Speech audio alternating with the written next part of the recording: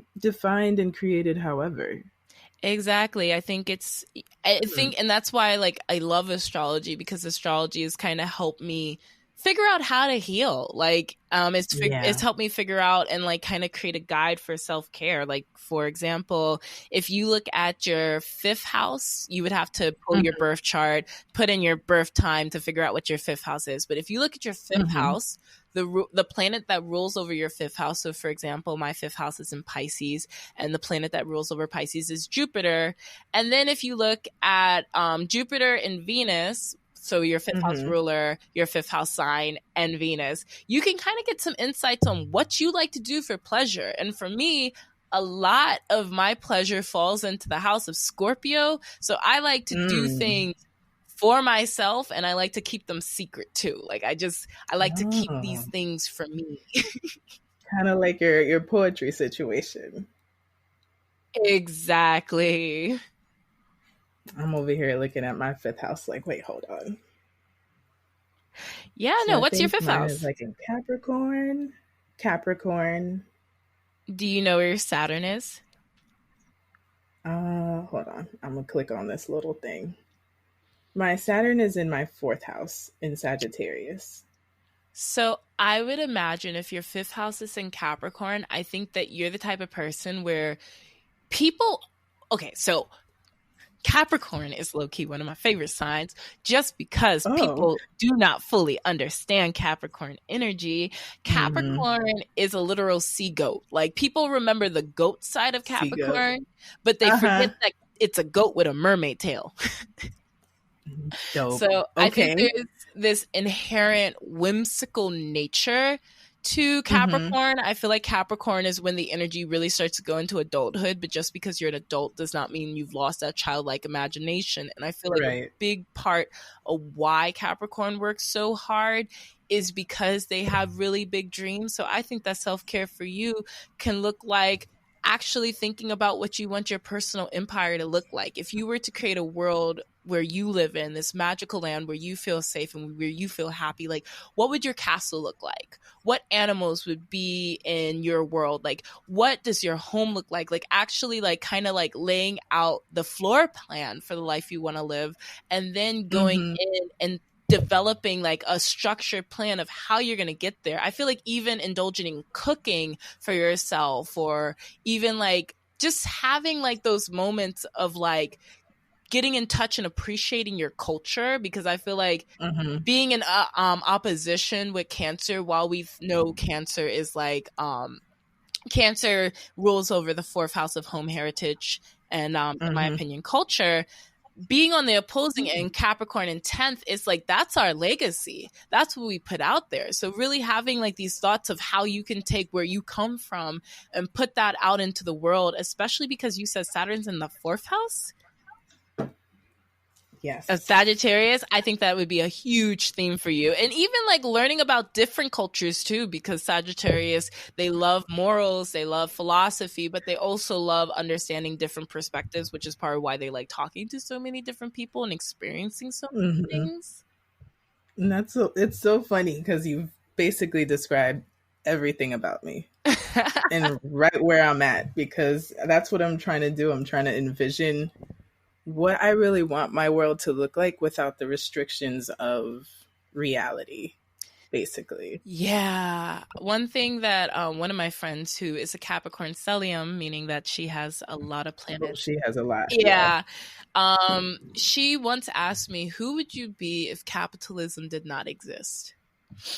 And then I had to stop and really think about that. Like, if your worth in the society was not determined based off of what you produce and what you create, and you were truly able to live a life where the earth basically gives you what you need, there's shelter and food to take care of your basic needs are met, what would you be and who would you be if capitalism did not exist? And that one blew my mind.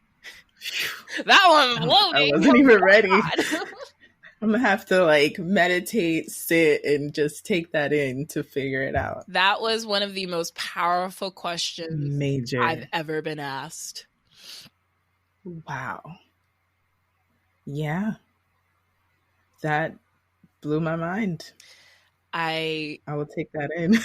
because like the thing is, like, I feel like people don't realize, and like, so right now we have a lot of transits going on in Capricorn. So we have the South Node in Capricorn. We have Pluto, which is a planet. Well, okay, let me go through all of them. So the South Node and the North Node essentially kind of tell us where we've been and where we're going. So I like to use them to kind of understand, like, maybe traits we inherently might be like naturally good at or naturally may gravitate towards, but maybe it's like we hold on to them and they could be a little maladaptive or halt our growth in some ways if we continue to latch on to them. Jupiter, the planet of expansion and growth, is in Capricorn right now. Which people like, it's in fall, so that's supposed to be a bad thing, but I don't believe there's any good or bad in the spiritual world. Like, there only just is. Venus, the planet of pleasure and like beauty, is in Capricorn. Saturn, which is the planet that rules over our structures and tradition, Capricorn. And it likes to be in Capricorn. Wow. And then we have Pluto, the planet of transformation and also trauma, is in Capricorn. So we have a lot going on with Capricorn. So now it's time to unpack capitalism. I wonder if that's why I am stressed out. It's like, I gotta get things done. I gotta handle things. And I feel like what's also hard, like, it's like all those transits, I think that we've been having to really like stop and think how we were raised, and not only just how we were raised, but what was school like for us? Like, for me, I was homeschooled my entire life until college. So then I had to unpack like what that experience was like for me and like how that then makes me interact with the rest of the world. Like, that's my personal structure. Right. And then it's like, even now with these elections coming up and like all these like policy changes happening, and like I feel like Donald Trump is like I feel like Donald Trump low-key might be a little shook, but he's trying to do some crazy shit just at the end. Like I'm just like, what? For real? Why? Sounds about right. And then you have Neptune in Pisces, and I feel like Neptune just went direct. Isn't it happy there? So yeah, because like that's where one of the places where it finds home. But I think with Neptune and Pisces, there's a call for people to come to grips with their reality. Like, it's like have big dreams, but I feel like sometimes people, it's like with Neptune, that's all about kind of dreams, spirituality, and also illusions and getting caught up in those illusions. And with Neptune going direct, I feel like it's very important for people, yes, dream, be aspirational, but also tap into that Capricorn energy as well to like lay out a plan. Right. Fascinating.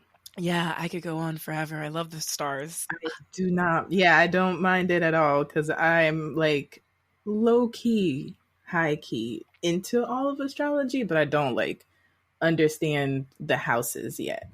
You know, like I'll understand some of like the transits and some of the planets and different things, but you know, there's always something else to learn and uncover.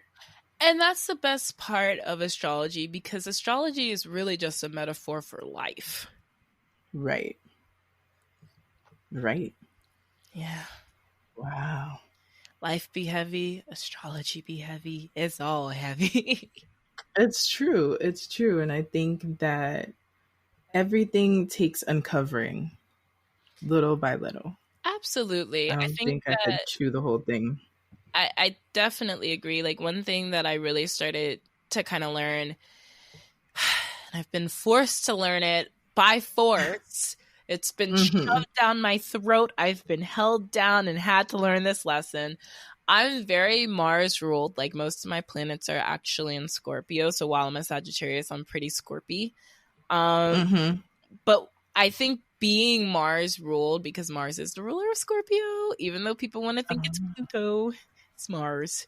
Oh, I thought it was in Aries. And so Mars in Aries, and Mars in Scorpio, it's almost like Mars in it's like two sides of Mars. Like, so Aries Got is it. more of the outward expression of Mars, in my opinion, while Scorpio is the inward expression, which is why you're seeing like Aries just pop off a lot more easily and actually do the things they want to do, whereas Scorpio has kind of been made out to be like this problem child, and it's made them kind of feel bad because it's like they're also watery. It's a water element, so they want to be receptive to other people's feelings, as opposed to fire that's like, I'll just burn you. Like, I don't. Right. You can get burned. It's like, I'm gonna watch you, but stab you, maybe. Yeah. So Scorpio is like more of this inward strategic expression of Mars. Like, if Aries is the battle, I feel like Scorpio is the war. Okay. Makes sense. My Mars happens to be in Aries, so I get it. Oh. Yeah. Aries is fun. Aries is a really fun energy, but I feel like any Mars if you know how to channel it. Yeah. Correctly. And with that being said, with Mars ruled people, I feel like we struggle with patience. Yeah. Very much so. Scorpio's better at hiding it though, but struggle. I'm more just like then I have to, tone it down and think about it. It's like, hey, let's, just calm down and take a moment here. Let's take a moment. Absolutely. I mean, Aries is the perfect example of Mars is not patient, because it's like, I feel like Aries like is born and they want to be an adult. Bam. Right. While being a whole baby. Exactly. And then they be acting like babies too. I know. Aries sitting down on your phone like, why didn't you text me back? It's been a whole 5 minutes. What could you be thinking of? What could you be doing other than texting me back?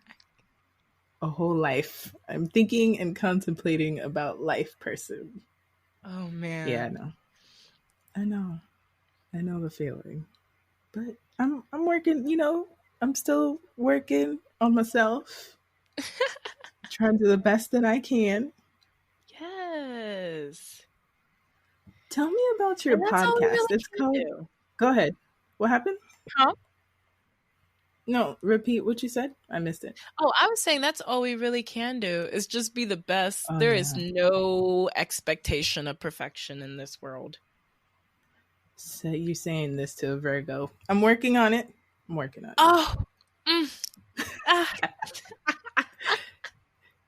Yeah, I know. Growth. Lots of growth. Yes. That's what I'm healing. Yes. I was going to ask you, so tell me about your podcast. I just realized while I was like looking through your links and stuff that you have a podcast called Astrology Sucks. Yes. So I have a podcast called Astrology Sucks because astrology, sometimes it feels like it sucks. And we also kind of want it to be ironic because so many people don't respect astrology. So we wanted to trick the non-believers into listening. But yeah, I am one half of that. It's two Sagittarius. We're typically stoned whenever we're recording. Sometimes I fake it. Sounds like a good time. Yeah.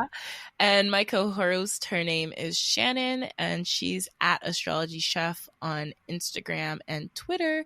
And we just teach people and learn about astrology all at the same time, then post it online.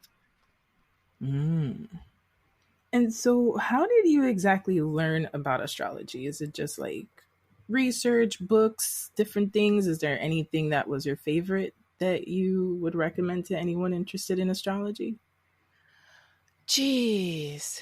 It's so bad because every time I am asked oh, what books do you recommend? I'm like, and then I start scrambling and looking for books, but I do read a lot. Honestly, right now, one book that I really, really am in love with is Queer Cosmos by Colin Bedell. And that takes an approach of unpacking and understanding astrology through the lens of not gender, but just kind of seeing the energies for what they are. He's been the introduction, unpacking shame. and how shame stops us from like being our most authentic selves. And I think the combination of teaching astrology and then also his book